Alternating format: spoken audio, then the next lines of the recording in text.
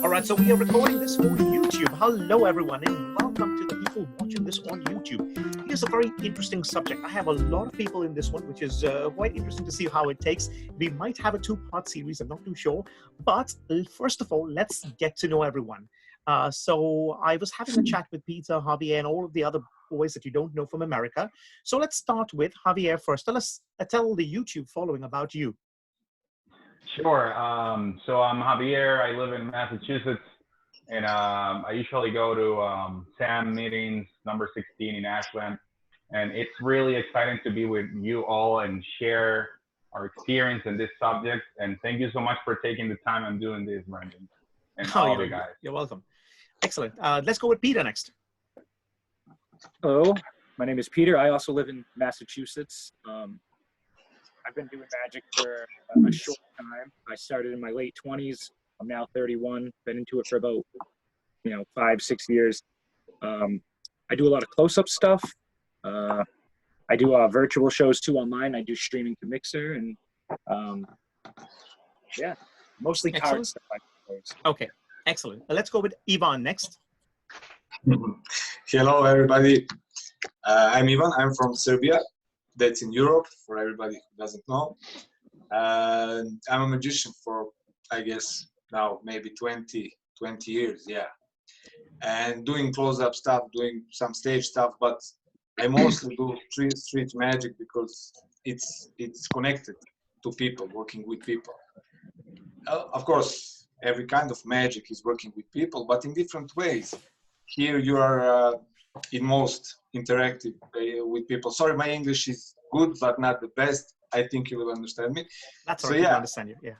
Yeah, that's it. The subject is very good, so I'm glad to be here, guys. Thank you, Ivan. Let's go to Edwin next. Hi, I'm Edwin. I do magic, mentalism, and hypnosis as well. But sort of kind of mix it all into like one thing. And yeah, happy to be here. Excellent. Fun subject. Luiz, yeah, sorry. Yeah. Okay, Luiz, next. We have been seeing you on the coin video, but give us a little quick introduction. My name is Luiz. I'm from Toronto, Canada, all the way up north here where it is really cold. And I do mostly, well, I can say mostly coin magic, but coin magic is my favorite thing. But my main thing is stage manipulation. And yeah, it's been doing magic. I also started in my late 20s. I was about 20, 21 when I started, but worked in a magic shop for years, and it's been great so far. Can't complain. Okay. And next we have Michael. My name's Mike. I've been doing magic for over 25 years now. I do mostly like stand-up comedy magic, clowning magic and stuff like that. But my main focus nowadays is in coin magic. Okay. Another one with coin magic. Let's go with Edward next. Hi guys, Edward Aston Spencer. I do magic through my company, and we put on sort of quite big shows. And idea is just to make it appealable to a lot of people. Mix it with music, mix it with good food, mix it with comedy.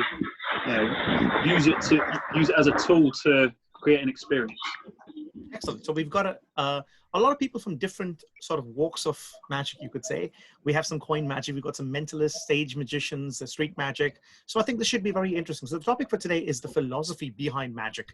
And when I think of something like this, I just think of Eugene Berger and someone who's going to pass a lot of information. This is more of the theory behind what we're talking about, behind why we do these things. So I want to steer this conversation in a way where you're being in charge. I don't want to be where I'm asking you questions. I want it to be where you are basically chatting with each other, and the people of YouTube can actually watch this and get something from this. So I think in terms of the go-to thing is, what do you think magic means to you? And I think let's go with Ivan first, because he had a very interesting point about why I need to change my pattern. And I think he's probably right about that. Why I need to change my pattern. And like I normally tell people I am a juggler, I'm not a magician and that sort of thing. And he says what you do is magical. So I think let's start with Ivan. And then if anyone wants to jump in at any point, you can come in and we'll have a conversation that way.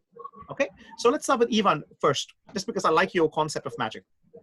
Yes, yes, thank you. First of all, that was a suggestion.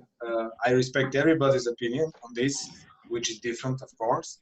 And the point is, when you do your juggling, when you call it juggling, that ball thing, I said that to you before, it's magical. Part of it is pure magic, you know, you're levitating the ball, and even I know how it's done, and it looks magical for me. So I don't think you should present yourself as a skilled man, because there is a main reason for that. When you come to people and say, this is not magic, I'm just skillful, even if you impress them, and you will, because you are skillful, and they will not know the thing you did, not one thing. I saw your magic, it's amazing. So when you do that, they're confused and they don't know anything, but they will say, okay, he did it somehow with his hands. But if you tell them nothing, or you present them that as a totally mysterious thing, like they ask you how you did that, and you don't say, I'm a skillful guy. You just say, it's magic. And they say, was it in your hand, or was it in your jacket? And you say something funny, or you don't say anything. You keep them there in that imaginary world where you bend the laws of physics. If you say anything, I mean, you can show them hands like this. You know that. You show hands like this, and somebody will come to you and say, did you put your coin here, right here, between two fingers at the back? And if you say something like, yes, of course, it's that. They don't see it magical as it was.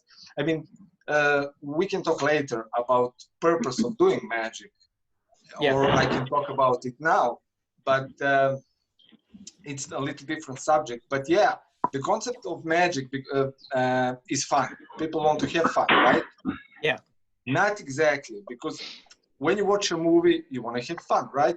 But when you watch a war movie, which is sad, you're not having fun. You feel sad afterwards. So you want to experience something you cannot experience in everyday life, because it's boring. You have your family, you have your job, it's a pattern, it's, you know, everything is the same. And then Brendan, Peter, or Michael, or anybody takes you out of from your world, you know, with all your problems and everything, and take you into the other world, which is full of magic and something that will keep your mind occupied out of your world with problems and everything. And that's my opinion why we do magic.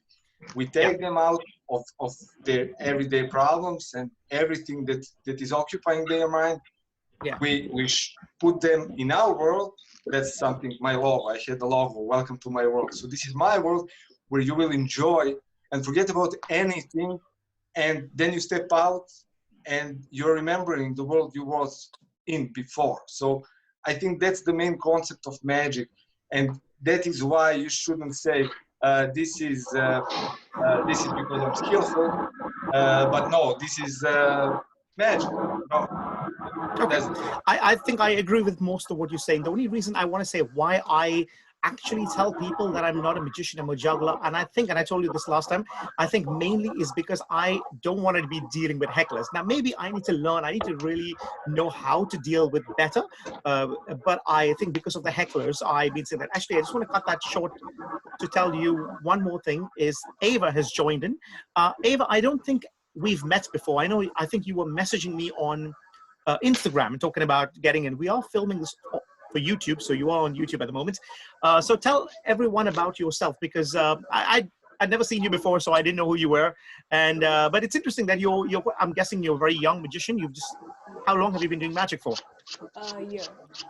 Just a year. Okay. I think Ava is a demographic of pretty much most of the viewers watching this. So it'll be interesting to see what you have to say from your side of just being doing magic in 1 year. Again, like there's no right or wrong answers, but I think it's mainly for the people watching this on YouTube. So does anyone want to take this conversation into another place? Anyone want to jump in or pitch in? So, Ivan, just to lead on from what you were saying on the about that. the way I do certain presentations is pretty close to the way you've just described that. So card tricks and cardistry, sort of the related, handling of cards, all the different cuts, and all the flourishing that you can do. I try to keep that down to actually bare bones minimum. Like the biggest thing that I do is, it's a fan or like a flick, and that's it. And the purpose of that is it's by design. I learned the Sybil cut and a few other different things like when I was starting out a few years back. But I found that if I can do all of these fancy, showy off, flourishing type things, then obviously to me and how I feel, the educated public is they're able to say, well, look, of course you found my card, and it just detracts the whole point of being magic. It might be skillful, it might be entertaining, to a degree, but you're stepping away from magic entertainment to showing off entertainment. You're stepping away from, this is a moment of an absolute miracle to, look at me, I'm great, I can do a 7-packet, 11-packet cut or whatever, Exactly my point. Yes. I really both do of you feel on a similar point. It's not to take away from those magicians that do that. Of course not. I just feel myself sort of gravitating to what it was that you said and how you like to present. Yeah, I think both of you are quite similar with your magic styles, because I think Eugene Berger says this, and Michael Vincent also asked me. So Eugene Berger has a great question he asked people. He's like, what do you want your magic to be? That's what he usually asks people. And Michael Vincent, once after a gig, we were chatting at a railway station, and he said, Brendan, I've seen you perform. He said, what do you want your audience to perceive your magic or your performance?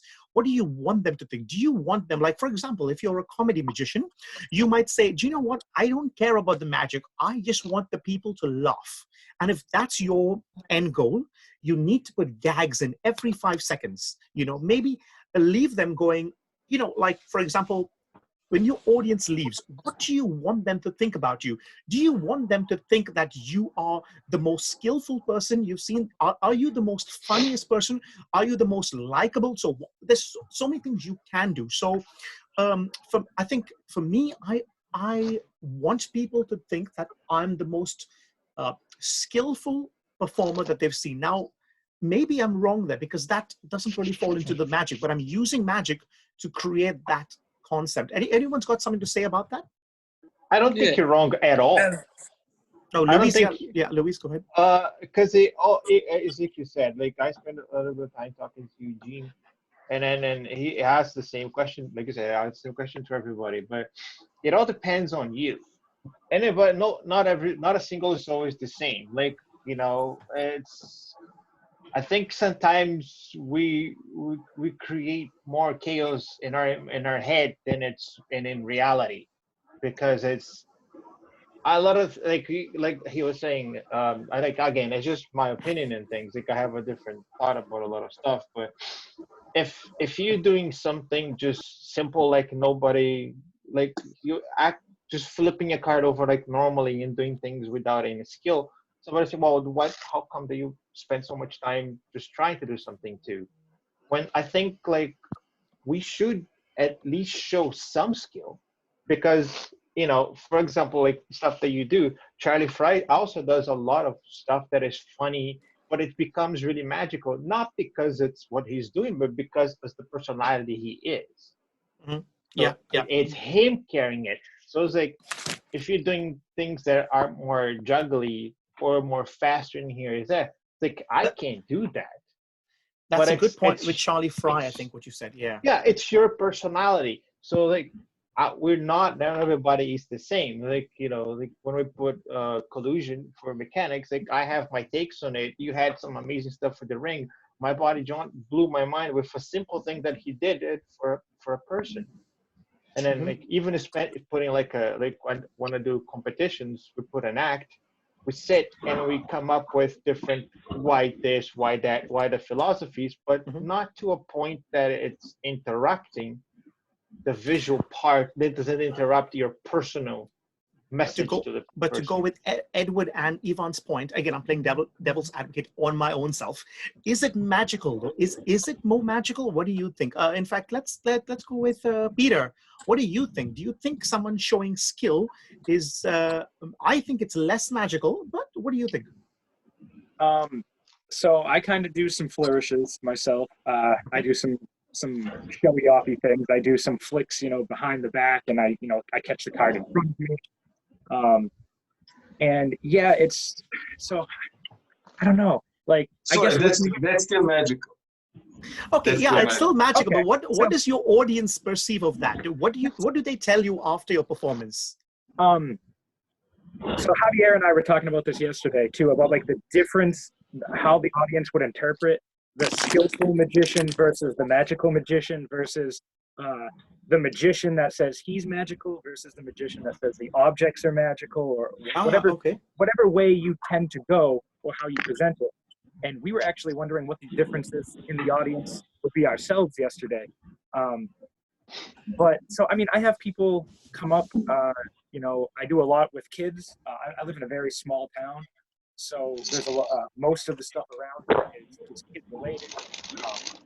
I've done, other things too, restaurants and, adult events and things like that. But everybody seems to have a good time. Everybody is captivated. I feel like sometimes I get remembered. I do the bubble trick where you solidified bubble, and I get remembered for that a lot, and I get remembered for the cards, like that when I fling them behind me and catch them in front and stuff. For whatever reason, I'm really good at the flicking. Okay. Stuff. So people like that. Okay. Yeah, they do like that skillful moment. And I mean, I guess I would say that having a card that was lost in the deck come from behind your back and be caught in front of you is a little more magical than a Sybil card. But it's still skill, and I mean, I guess I still kind of consider it showing off, even though I'm using it as an important part in the trick, but I still feel it's flashy. But that flashy part, that's probably the biggest showing off move, I suppose, that I do when I'm performing. But yeah, that's what people remember a lot. I wish it wasn't the bubble as well, but I get the bubbles and I get that a lot. And yeah, but some other magicians had mentioned too, I think this is going a little off topic, but you don't really want them to remember you for a trick. You want them to remember you. You want them to be like, wow, you remember, even if they don't remember Brendan, you remember the guy with the gold shoes and all the crazy things he was able to do? Mm-hmm, mm-hmm. Or do you want them to be like, I saw that guy with the crystal ball? Because they're never going to be able to find you off of that. You know what I mean? I see. Okay. So speaking of Peter's point, I think there's a very interesting thing that Bruce told me. I was interviewing him once, and he trains people to work and sell magic. So he asked me, he said, what do you want to be?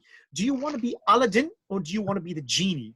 Because Aladdin is the person rubbing the lamp, right? And if somebody else had the lamp, they could also do magic, right? Now the genie is magic. So you want to take on that? Anyone want to go on that sort of thing? Did you get what I said with that? Or I would say, like, I don't know, this is sort of like related to the other stuff as well. I'd say there's a difference between something being magical and it being magic. So, if you, do some crazy card flourish and, whatever, that can be magical, right? Or, they pick a card, you find it in like a cool way. That's magical, but it's not magic, I would say. Like, so what is magic? That's the like Aladdin skill, right? Of your Aladdin's almost like the skill, right? Your you can shake a card and it changes, right? And it's magical. Mm-hmm. But if you were really magic, then you wouldn't be doing all of the crazy skill. If you were really magic, you could just take a card and it would just like morph into something else, right? So there's like, like personally, I like to be sort of, I don't know, I would say the genie in this situation. Yeah, okay, yeah. Like, rather than take a card and I shake it and it changes, I would do sort of like, maybe they feel it change. So maybe you pass them the card and then it sort of like grows heavy in their hand or something, and then it changes. So I think what you're saying is a concept where you don't do anything, and a lot of magicians do this. I personally don't do it, but I see where they're coming from now. I think Edward's probably going to agree with me here, is where you have the cards and you say, you hold the cards, I do nothing, and the magic happens, right? So, or you could potentially do an ambitious card routine with the same way, where you do the moves, but you're doing least amount of moves, no flourishes, and you let the spectator hold the cards, and now the magic's happening. So basically, you're always staying away from the props. Does that make sense in any way? I don't know. Anyone take it? Yeah. Further? So, It's almost like I think in that case, sort of less is more. So if you're putting, and now I'm going to do this, and ta-da, it happens, and now I'm going to do this, and ta-da, it happens. You know, almost like the almost over the top. I think you know, sort of like the showgirls and a tiger appears behind the bottle, you know, that sort of thing. But if I do the cleanest of moves and it's in somebody else's hand, you know, and people then say, right, it's not, I'm not going to touch it. You've seen it. Watch, you know, and it just, your demeanor, your presentation, keep holding back actually adds suspense and tension, and then increases the level of the effect that it has on the person that it's for. Yeah, I mean, and I would say that with the whole like being simplistic, right? Is that, you know, if people look at say like a color change, you look at that as like, you know, just a small part of like a bigger performance, right? But yeah, it's you can almost make the simplest things like the most magical. Like you could do some 10-minute card routine where you're making cards appear and disappear and vanish, whatever. You find 13 people's cards, and people are going to leave going, you know, that was awesome. They're going to be like, how did you do it? But at the same time, you know, they'll know that, you know, it was a display of skill. They'll leave saying, you know, oh yeah, that guy was like really skilled. So the question is, how would you make a color change magical? What would you do? Would you add something to it? Would you add smoke? The thing I'm doing at the moment is just doing a color change as like a performance. So instead of doing like the whole routine, simply, you know, maybe they name a card first or whatever, and just give them a random card, and then they hold on to it, and using like suggestion, I try and make their hand feel like it's heavier, so they can like feel the card changing. So that's the mentalism side of you coming into this, isn't it? Because you said you're more into mentalism. Can I say something? I want to say something before I forget. That's not a problem. So I totally agree with him on the thing he said. If you overdo your flourishes, you know, showing off and everything, you cut the cards in the air and jump around with them, yeah, you will overdo things, and they will say, okay, this guy can fool me in a second. And you can do any kind of magic afterwards, and they will say, okay, he's a skillful guy. But if you keep that, of course you can do some flourishes, that's not a problem, but if you keep that as low as possible and build a suspense with your magic. So the things I like to do is, when I do a routine, I finish it practically. Then I tend to repeat every step we did. So I go like, okay, we did this, right? Then you took a card, you thought of any card in the deck, and then you take one card, right? The card was free selection, yes. They go, yes. And you convince them that every step of the way, you remind them that every step of the way was just an ordinary step, free will or something like that. So at the end, with that build suspense and with everything you did, yeah, that is quite magical. So, but if I go like, you know, cut the cards in 15 parts and do a lot of things, they will go like, okay, he's ready to fool me. And that's the other thing I told you before. You should never go to people and say, let me show you a magic trick, you know? Right. Because instantly they go, okay, he's going to fool me. And they will follow your hands. They will follow everything. And even when you do fool them, of course, you're a magician, they know that. But even after that, when you do that, they will go like, okay, he did something. So I don't want to prepare them. You know, in magic, you must surprise them. You know, the hardest thing in magic is to tell you this coin is going to disappear. That is the hardest thing. But you know how it's done. You misdirect them, you make it all nature, you know, your hands, your gestures, everything, and then you do it. So I kind of think that if you overdo those flourishes, that can be quite a psychological problem, because it stops being that magical, you know? You're creating magic by doing ordinary things, and they don't know how it's done, you know? You just squeeze your hand, coin is gone. Yeah, so but you didn't do something like... Speaking about it, oh, I think Michael, I know Michael was writing something. Michael, would you like to add something to that? Yeah. When it comes to making something look more magical, the timing of it all, because like a lot of tricks can be done very quickly, and they can be done like one right after the other very, very quickly. But you can actually do like a simple retention vanish, and just take your time with it. You know, to take your time putting it into your hand. You know, to take your time with the reveal. You know, it's just the timing of it all, and not only that, but the body language as well too. If you add the body language with the timing of the trick, you can make anything look extremely magical as well too. That's a good point with the timing. I totally agree with that.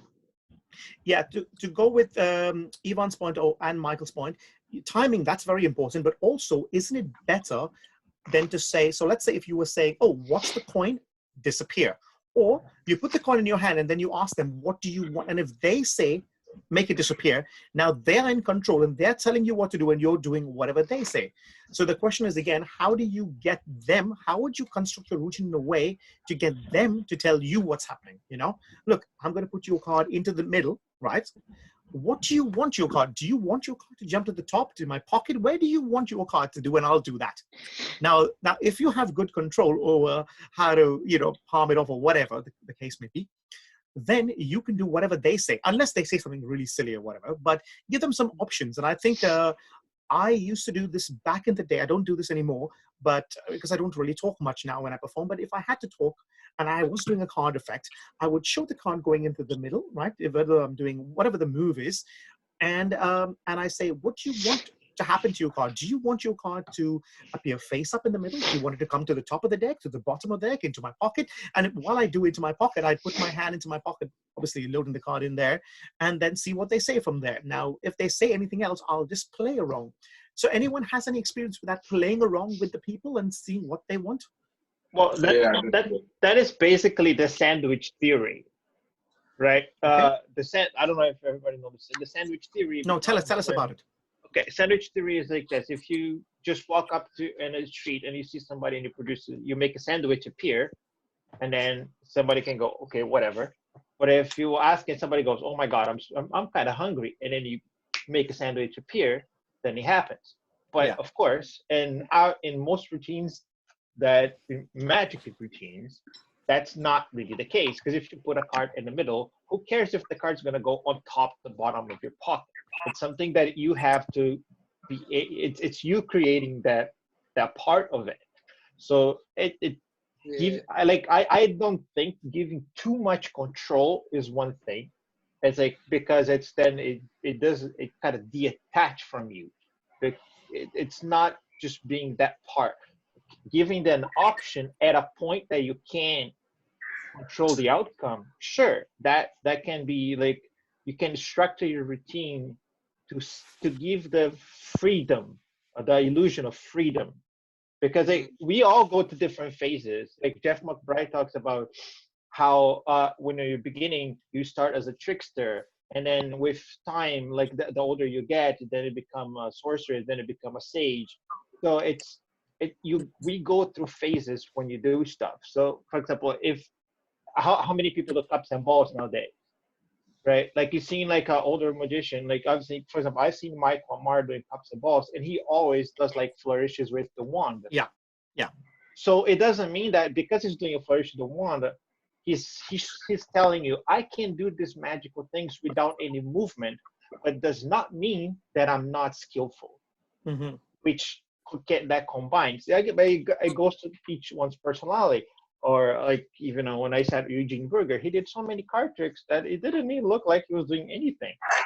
But he was so skillful in the whole thing behind it that it's, he was able to show a little bit as to what he wanted to. But you pick and choose your spots, right? Right. Ava, I was wondering, I haven't heard from you. I'm guessing you said you do magic for 1 year. What is the most strongest thing out of your entire repertoire? What do people come up to you and say, Ava, that's what I remembered about you? I once performed in public, and I took a card and I put it in their hand, and then they just held on to it, and I got a whole bunch of people to put their hands on top of the card, so like they're all included in the trick. And then I snap my fingers and the card changes. Right, right. And is that the strongest thing in your act? I actually really enjoy like a trick where you make a card appear their card appear in between two different cards. Okay. Just, can I say something before I forget? Yeah. Yeah. The point is, I'm gonna go backward a little bit. The point is, you're a magician and you practice all these things to make magic, right? So you're not practicing to say them, look what I can do, and then you flourish your card with your cards and everything. You're practicing to create magic, and they shouldn't know about it. So that's the whole point. And building a magic moment is all about, for me, it's all about building suspense and doing things as clear as you can, as it gets. So, people often ask me when I do, when I take a coin, I'm not going to talk about the moves. So when I take a coin, people often ask me why I do show my other hand empty. It doesn't make sense. I do this, and good magicians ask me why I do that. The point is, when I can, I will assure you that that's magic. Whenever I'm in situation to do any convincing move, I will do that. So that is the way to be even more magical. When you do your coin thing and you open your hands, you're doing that to convince me that that's magic. I mean, I thought it was over there and now it's not, and now I'm done. So the point is, you heard about, you know about the guy who made that Luber lens, right? He's amazing inventor. Okay. Amazing. He invented such great moves and such great effects. But I watched him doing magic. For me, it's not magical. And even I see things that are amazing. It's not magical because he presented like it's nothing. No, it's not nothing. You're doing part of magic that is really wonderful. And he does it like, look, it's nothing for me. I'm just skillful. This is easy. When I looked at him, I was a lot younger. I couldn't understand how he does anything, but it wasn't magical for me. And then I see Copperfield doing handcuffs with rubber band. Yeah. And I say, okay, this is true magic. Even that effect is a lot easier to do than those I saw Lubers did. So that's the whole point. You just said it, Brendan. It's presentation. So everything is in presentation. The easiest trick can be award-winning trick if you do it right. But the question is, what do you say and how do you make that presentation better? Like if you had to do a crazy man's handcuffs, well, actually simplicity is the key, isn't it? Having your effects really simple. Once you start making it complicated, sorry, go ahead. Yeah. My moves are not just, okay, I don't do this. Okay, take a card. No, I do like the other guys, they see your elegant moves, they see you're good, but I don't flourish around. I do normal stuff, but in elegant way. And handcuffs, let's take those rubber bands as an example. When you do it, I see guys do it like this. You see, okay. So that's nothing. I mean, they shouldn't do it at all. It's like I don't know why they do it. So the point is, do it in the most elegant way, do it in the most convincing way. Another one of my openers is I know exactly what I'm going to be doing to people, like doing for people, but I ask them, what do you want to see? I say, I'm sure you've seen a lot of magicians. So I find out if they have seen magic or not, right? If they have seen magic, there's a lot of tricks that you know that, if you know, like some people are in the corporate scene and they're always at these parties, and every time there's a magician. So I know when someone says they've seen magic, sometimes I ask them, what have you seen? And they usually say, oh, I had someone put an X on my hand, or I had, you know, I had a glass block appear in my hands, or whatever, you know, sponge ball appeared in my hand. And then I take it from there. So if they say no, I have a different answer. But I say, what do you want to see? You've seen magic before? And they'll say, no. Okay, so what do you want? Something mentalism, something with some skill, something artistic? So I know if they say something artistic, I can show them my crystal ball. If they want to see something technically skilled, I'll do my coin and pen routine, or like a ring routine. If they want to know, sometimes I'll say, oh, do you want to know how certain things work? Now, I don't really teach them how it works, but I have a routine where I do a ring and a pen, where I'm telling them how misdirection works. I'm telling them why I use misdirection. It's something that they already know. It's not like they don't know that I'm going to misdirect them, but it's a very different take on magic, very different to what Ivan and Edward was saying. But let's move on to the conversation with connecting with your audience. How would you? Sorry, Edward. Yeah, go ahead. Sorry to jump in there. I've seen that routine of yours where you actually go in and talk about misdirection. Misdirection, and I've got to say, it is incredibly magical, and the effect that you get in from the audience that I've seen. I think I've seen you do it 3 or 4 times now, and yeah, you blow people away with it, because even though you say, right, we're using misdirection, and all of a sudden the ring's on top of the table right in front of them, where it wasn't a minute ago. It levels people. It really does. And that's. Thank you. Well, I suppose that completely contradicts what I was saying earlier. Because it almost is a demonstration of skill and flourish.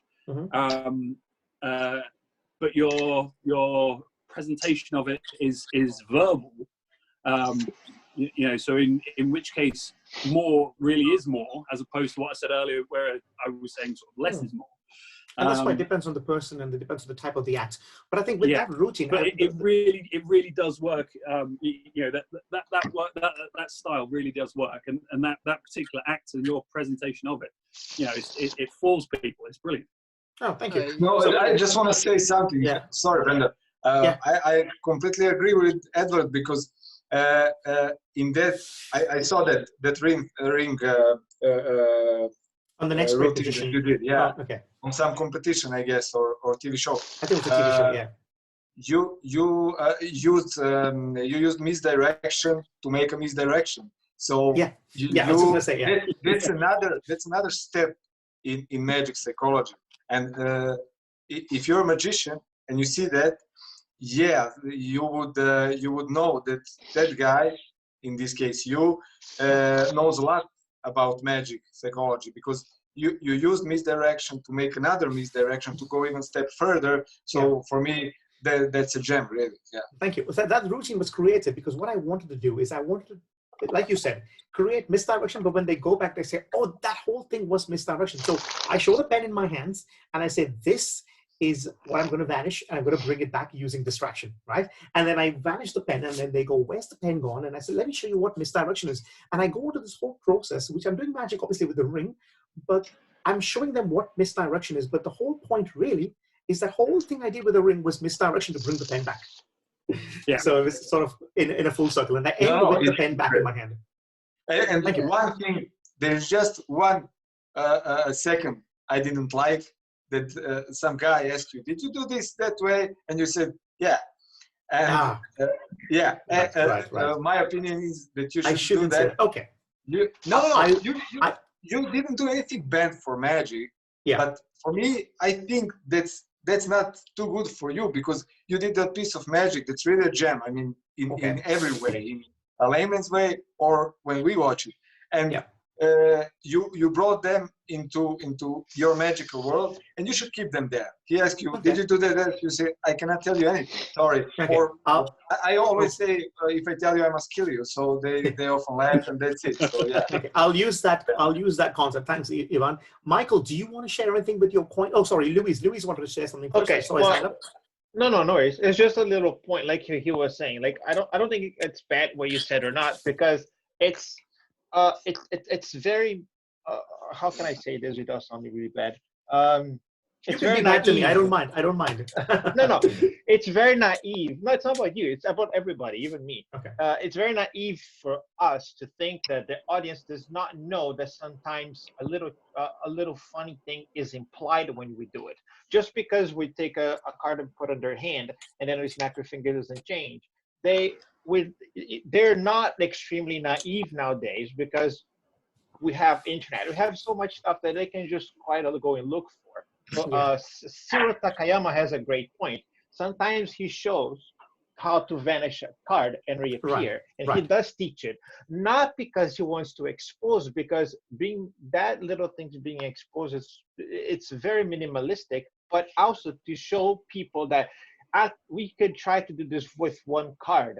So that guy can do it 30, 40. So it's respecting the skill and the art that the guy puts into it. So it does, I don't think a lot of people, if they come, oh, did you put it in your hand? And I don't think if you say, oh, sure, then you can literally change, because we have so many other methods that you can change. So you need to basically do a different method. That's what you're saying. If they do know one thing, like do a different method. How many methods that you like? I'm not a ring. I don't do any ring magic. My ring magic was very basic, but like how many methods do you know how to vanish a ring? Oh, many, but I think the whole point, to say what you were saying earlier. Okay, no, but go ahead. Yeah. So if you know more than one or more than two, you're already a step ahead, because they might know one. They might know one that you did. So and they know that one that you did, probably if they guess it right, they probably go, okay, this is really hard to do, but they do not understand the rest. Yeah. So it's not. No, the point is that guy didn't know what you did. That's the point. He didn't know. He just guessed, like, oh, it was in your pocket. So he didn't know. But the point is, you should leave him there.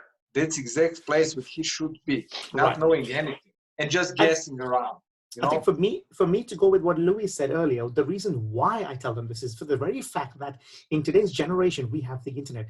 It's very simple for someone to just go online and see. A lot of people, to be honest with you, we think they're like not very smart, but I think most people, they have this opinion, oh yeah, you're a magician, right? Come on, don't act like you're trying to make me believe in magic as such, so that in fact, here's a question for you, in fact, Ivan. What do you say when someone comes up to you and tell you, are you trying to make me believe in magic? What do you say? You say nothing? Or I didn't get that. So the question I never get that question. Oh, you never get that? No, I understand your question, but nobody ever asked me that. But if they would, I just leave them there. That's the point. I would be feeling really bad if I would tell somebody, no, that's true magic. That's not a trick. No, but I don't want to tell them that's a trick. Did you see it? Yeah. Do you like it? Yeah. But it's a trick, right? I cannot tell you. Okay. I leave you there. You're confused. You're in a mysterious world, and then you stay there. If I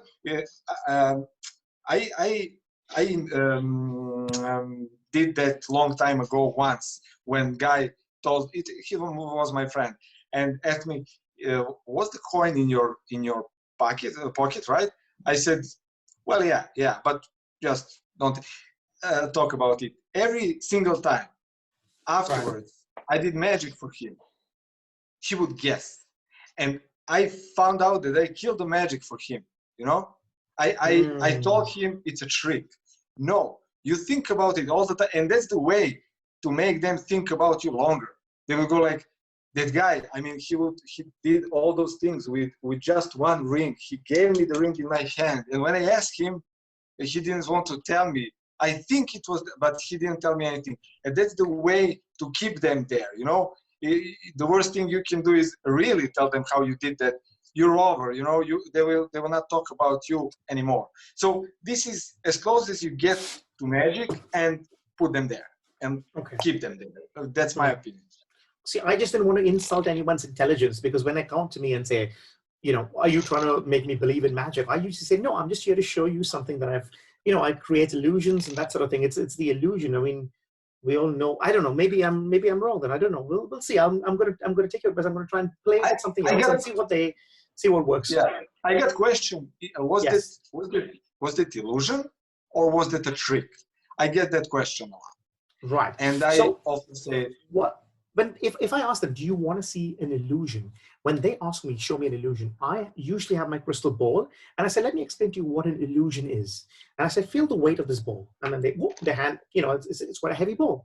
And then I do the enigma, or whatever the move I do, and it looks like it's floating. And I say, see, here is what I'm creating, the illusion that the ball is floating. So you know it's a heavy ball, but it looks like it's floating in my hands. And then while they're looking at that, I'm producing smaller balls, and then I don't tell them where I get the balls from, but sometimes they might point out, oh, you're getting it from there, whatever. But I just continue with my act. But the whole point was, I'm showing them what an illusion is, and then I use the same concept with my other magic. Anyone else has anything to close? Michael, do you want to say something? Javier, who was that? I feel like when it comes to what when it comes to being the entertainer versus the magician and all that, it has to flow within your personality. Like if you're not very good at comedy, then and you're doing comedy magic, it's not gonna mesh well, because it's not what you've been working on, been practicing on. You know, it has to match very well with personality in order for the routine to go very well. Like, I cannot do a serious routine, because as a stand-up magician and all that, you know, it's kind of hard not to add in those quips, not to have those like facial expressions, or to have the body language to convey that I'm trying to do something serious. Because like when I do magic, a lot of the times I do the comedy magic where like I use my body to convey the comedy, where I use my speech to convey the comedy, and the trick to show the comedy and all that. But yeah, but that's where I am right now. I feel you're selling yourself a little short there, because like right now the silent coin routine you're working on, there's no comedy in that at all. That's just you know, you'll get some music to it, but that's just you doing a comedy thing. You're not making any sort of funny gestures or anything while you're doing that. So I mean, I wouldn't say that that you can't do serious magic. Well, I guess it goes to like I 100% agree with what he said. It goes to personality, right? Like it depends on how you dress, how you walk. It's like my mentor is like, when he's actually a funny magician, he used to work same act with I don't know if you guys know Romain. He was a manipulator. They call him the monarch manipulators. He does an act that was close to what Cardini was. So when I was studying more of all, like, because I love stage manipulation, he told me, like, you can't, like, your look's not as funny look. You should try this, or should you try this? You can just be more subtle.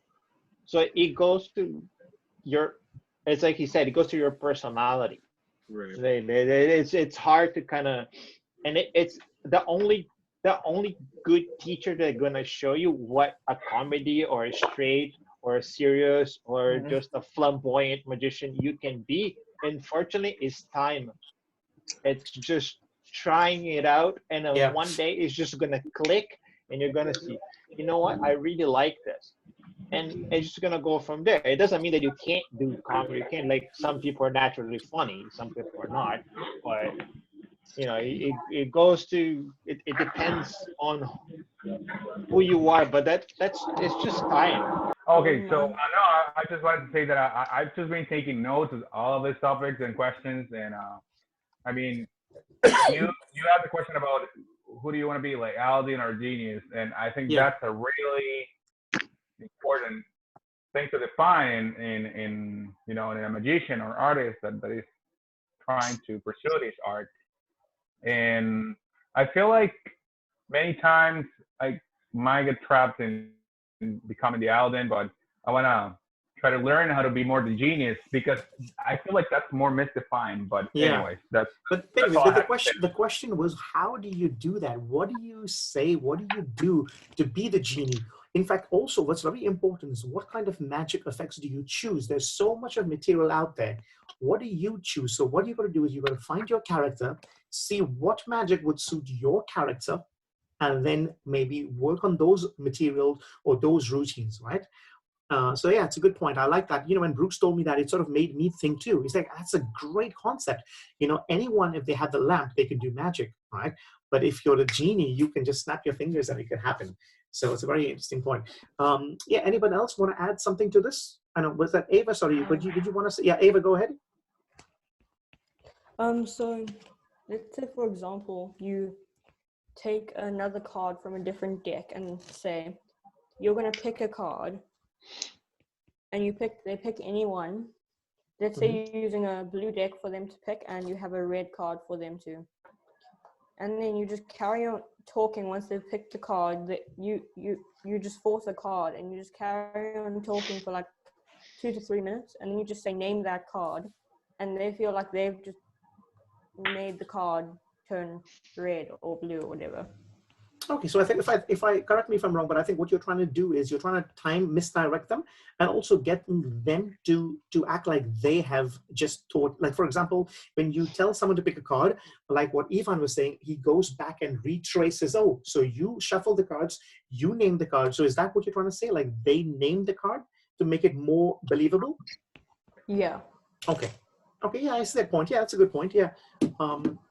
I have a thing on your genie, the genie theory thing. Like, because again, like I forgot his name. He said the coin magic. I should skip in here. But I'll talk about high personality and stuff. You can always to me. Oh, Michael. We're talking about Michael.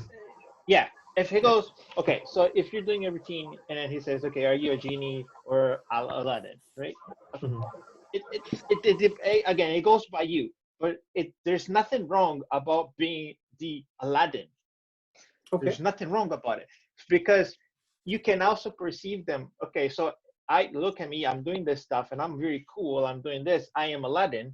But if at one moment you put something in their hand and nothing changed, and you step back and something happens, and now they have no explanation, now you put in their mind a different doubt. Hold on a second. Was he Aladdin? He was actually a genie, but perceiving to be an Aladdin? Yeah. So it all can change differently how you perceive it. Like you can. Interesting. I'll give an example of a 4-ace routine. If you do like you produce 2 aces and you produce one wrong card and you put it on a table, and then you produce the last one and you go, okay, hold on a second. I never miss. And then you take that card and then you show that actually changed to an ace, but you never got close to it. Now, all the 3 ones are being an Aladdin. But how come that one changed? Okay. That's a great point, Luis. I like that. Yeah. So giving them the Aladdin, and then suddenly for that moment, you get the genie involved with that sort of thing. Okay, I like that. That's an interesting concept. Because like I see a lot of... Sorry, because I see a lot of guys like they're very young, and then you can see them jumping around, skipping, doing double back flips, doing all that stuff, and then when they do magic, they come to this like old 100-year-old man doing like, and you know, it does not suit you. Like it's like you see like like if you see Eugene Berger back in the days doing like backflips and doing all those flips, it does not suit him. Doesn't suit him. Yeah.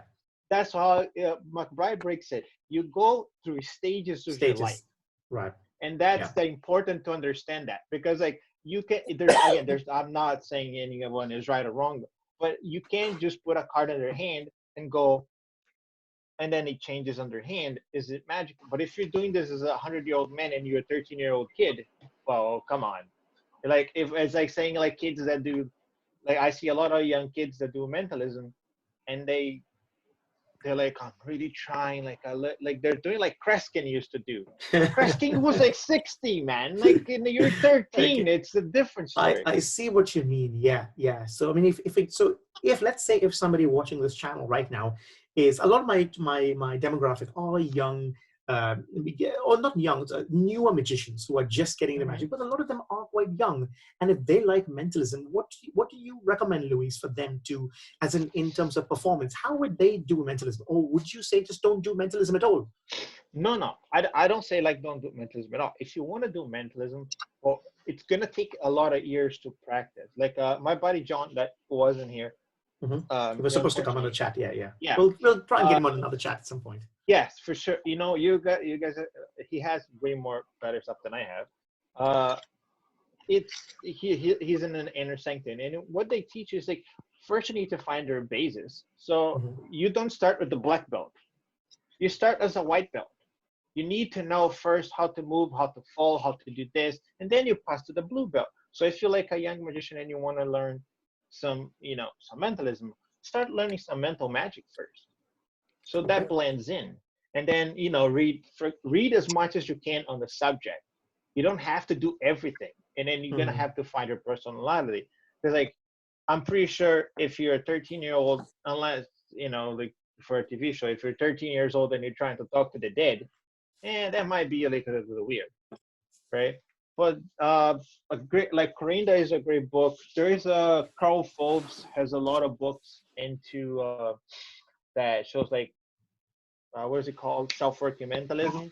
John Bannon has a great book called, I think what is it called, card magic. It's a new book that John Bannon had. I can actually send it to you if you want to post it after. And then I think it's mental magic card tricks. So you'll learn, because that is gonna give your basis. Right, that's gonna start to build your foundation. Then until you get to, for example, T.A. Waters, which is like a great book, but until you get to that level, or even the Kenton Napper type of level, it's gonna take time. It's like everything else, right? Yeah, I think Edward was talking about Maximum Entertainment. We're showing you the book there. Do you have any other recommendations for people watching this in conclusion? Edward says Maximum Entertainment. Anyone else has any other book advice or anything that they can learn from? For mentalism? For anything to make your magic better. So not like mentalism or coin or cards, just in general to make your magic better. See, this changed my life. It's the book, The Magic of Ascania. The structural conceptions of magic. There's a lot, I'll leave it here. There's a lot of great information in this book.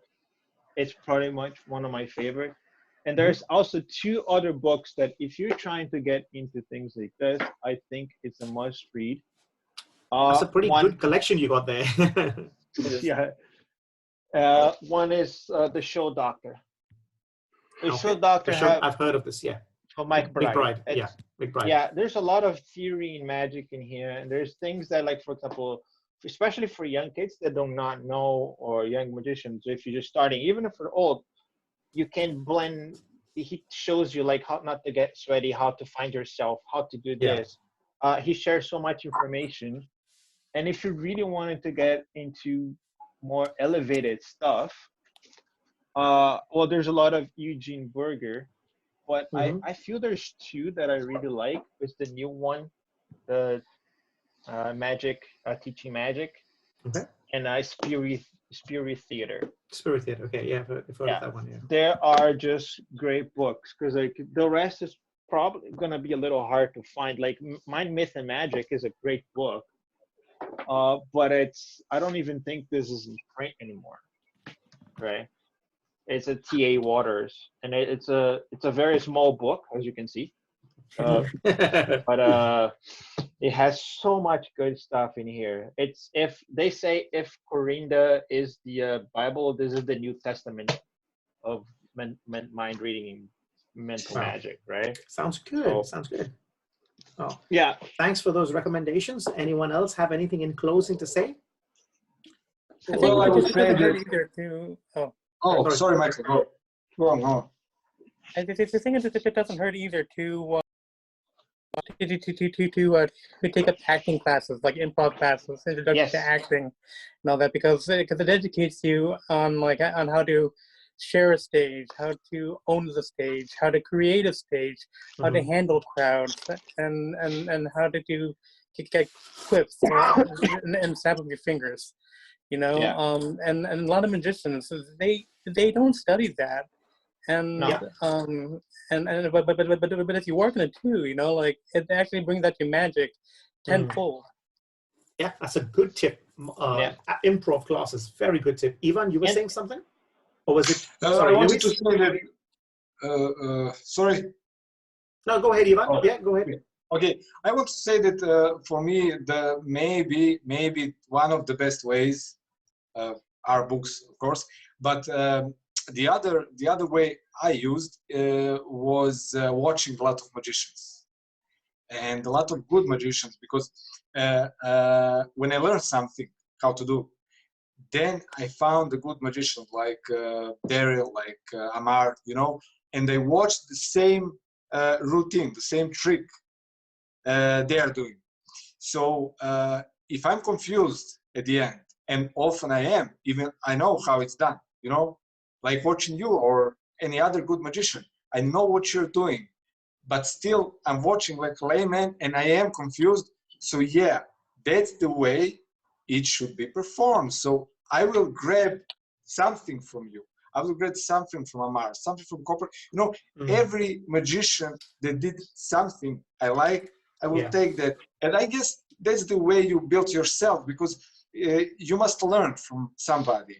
And it's not very smart to learn from one man, because you will look like him. But if you watch a lot of magic, and I mean, I learned from Daryl and Amar, watching them, watching over and over again. I got a lot of DVDs from them, but watching presentations, I learned from them that every move must have a reason.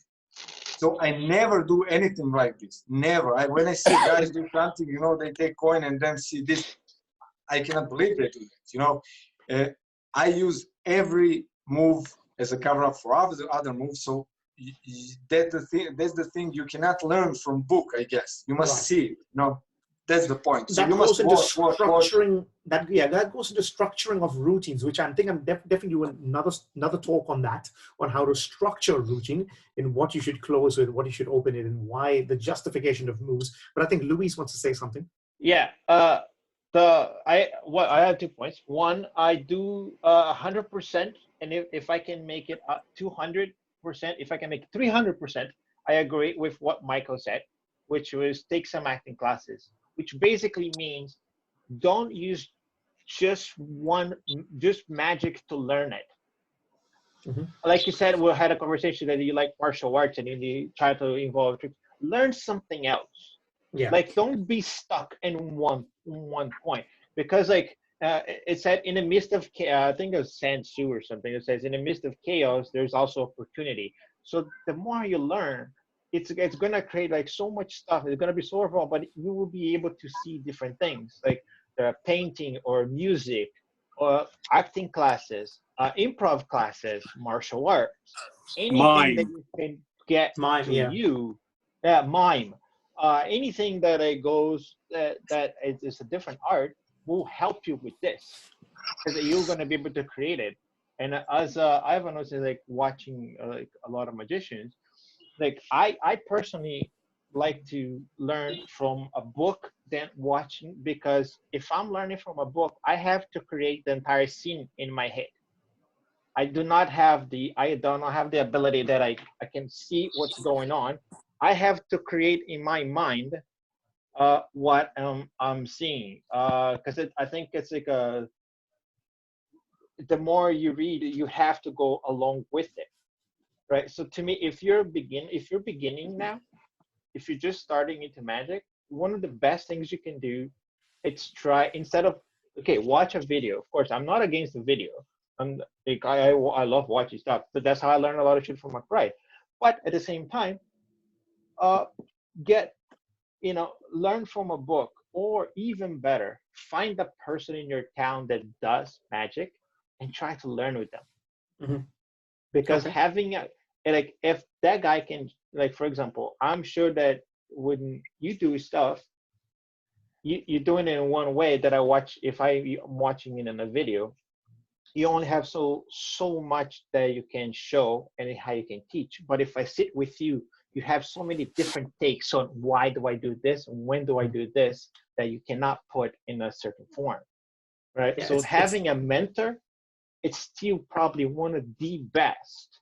So by far, and I say that because like I only elevated my competition acts and everything after my mentor got with me. It is just it's to another level. It's like having a gym buddy. When you go to the gym, you get Yes. motivated. It's like, you know, when Exactly. you're alone, you're not going to lift much. But once you know how to do it, the first few years of having that gym buddy with you, then you can go to the gym alone and do your exercises.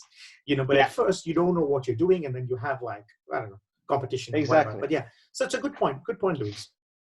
Anyone else have anything to say before we close? Could I maybe add something? Yeah, sure.